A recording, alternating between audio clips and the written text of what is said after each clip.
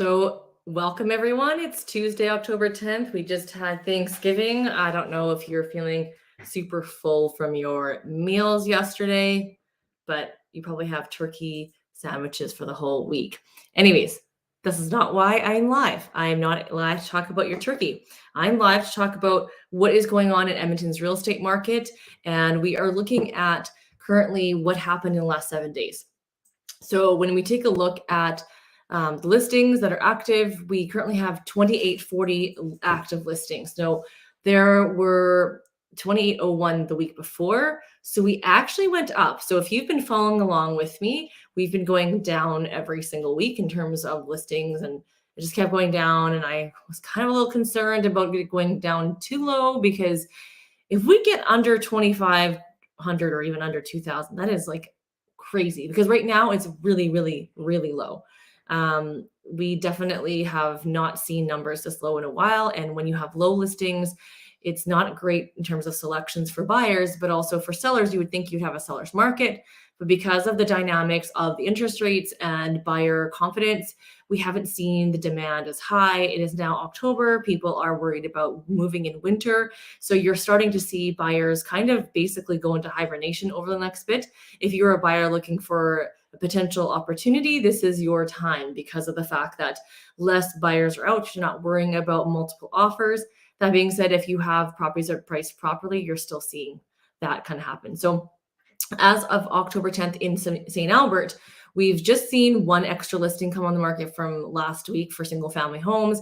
Sherwood Park, 113 over 104, not much. Spruce Grove, 175 over 170, and Beaumont, 97 over 101. So nothing crazy week to week. I forgot to put that up for you guys. So nothing crazy week to week in terms of the active listings.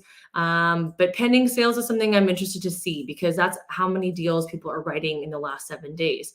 So you can take a look at the fact that we did drop in Edmonton by about almost 30 deals in the last week. So things are getting quieter, like I mentioned earlier.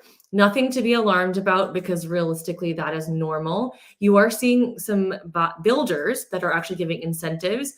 Resale home market, if it's on the market, there's usually a reason for these houses to be on the market.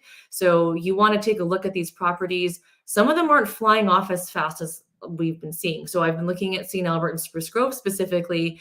Those listings we looked at last week are still available. Only one went pending and one was terminated. Now, what does it mean when a listing is terminated? It means that either the seller decided they didn't want to change their they didn't want to sell anymore, or the buyer, the seller, and the agent are no longer working together, or I don't know. There's many reasons that people could terminate, but it may be the fact that they actually don't want to list and sell anymore. So we just need to double check to see if it is just switching agents, like which agent is it going to, or if they've just changed their minds in selling.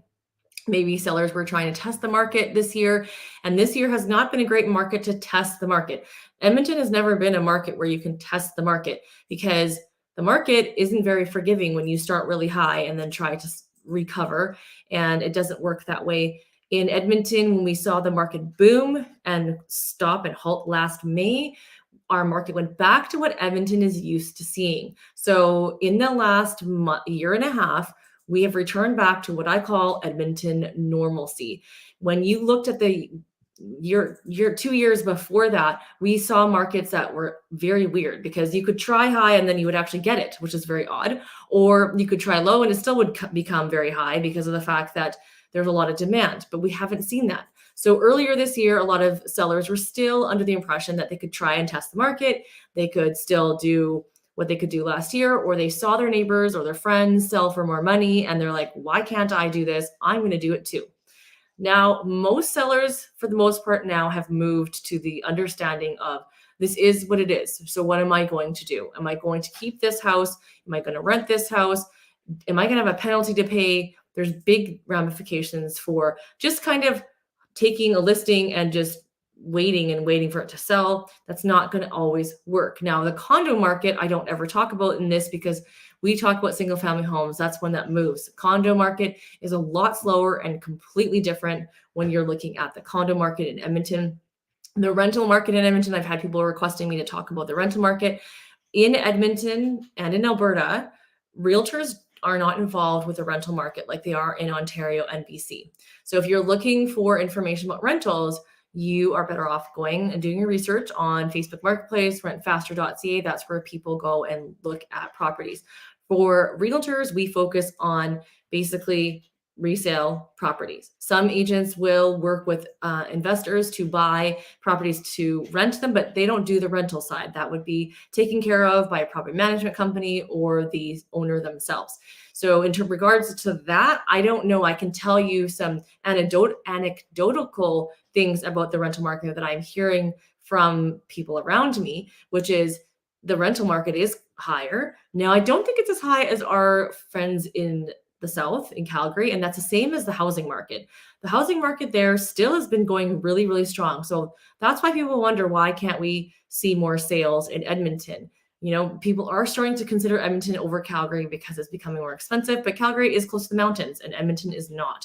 So our market numbers in terms of Edmonton and surrounding areas, as you can see, they haven't changed a whole lot. They're kind of within 10 to 30 deals in the last week, which is not a huge difference. Now, if you take a look at the sold, like I said, we don't see as many unconditional offers. Doesn't mean it's not happening, but we're not seeing unconditional offers as often. So these sold are likely the homes that were pending the week or the week before. The standard pending time in Edmonton is anywhere from 7 to 10 business days. The lenders are starting to get caught up, so it just depends. And we saw in the last 7 days about 97 properties sell in Edmonton. St. Albert, Sherwood Park, Spruce Grove, and Beaumont all look pretty similar. Sherwood Park was the one of note because it went from 14 the week before to 5. But you'll probably, my guess, you'll see come back up. Now, some of those pending sales I showed you in just earlier, they don't always go sold. Sometimes the buyer can't get financing, and so then it goes flat, and then it goes back on the market, and it doesn't translate over to the sold information, just so you know. Compared to last year at this time, we should be pretty similar. However, you know, last year was quiet. We were seeing it very quiet, but guess what? If last year was quiet, then this year is even quieter. In the last week, we saw 97 deals over 176. So that's a pretty substantial change in 1 week. St. Albert is about the same. Sherwood Park, about half. Spruce Grove about half, and Beaumont about the same. So you can see that both in Edmonton and Sherwood Park, we were a little bit busier last year at this time than we were this year at this time.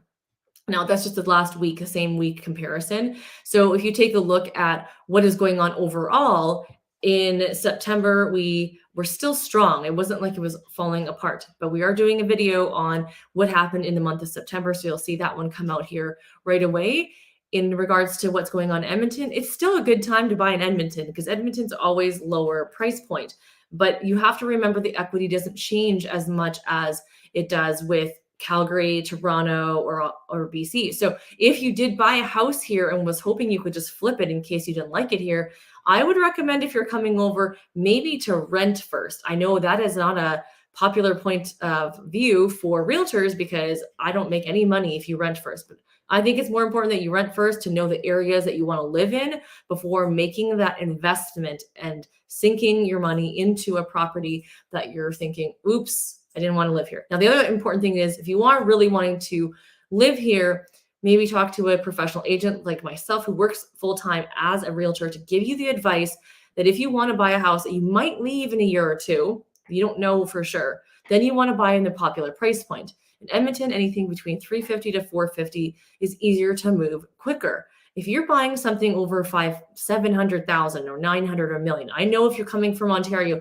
you're like, this is such a deal. But what I've seen people, when I've walked into homes of people who just bought houses the last 1 or 2 years, they're thinking, well, I just want to sell it. This is a good deal. It should sell fast. And they're shocked to see that the value has dropped because they bought something brand new at $1 million and it's not worth $1 million today. Why is that? Why is Ontario's market, if the same house, it would be worth a lot more? But Edmonton's equity doesn't grow that quickly in the higher price point homes unless you're buying in the River Valley areas. There's a lot of unless. So if you're just uneducated about it, and it's not because you're uneducated, it's because you don't know what you don't know. So if you're on YouTube and you're searching, like, where should I go? And you're like, this looks good, I'm going to buy this and I'll just do it on my own.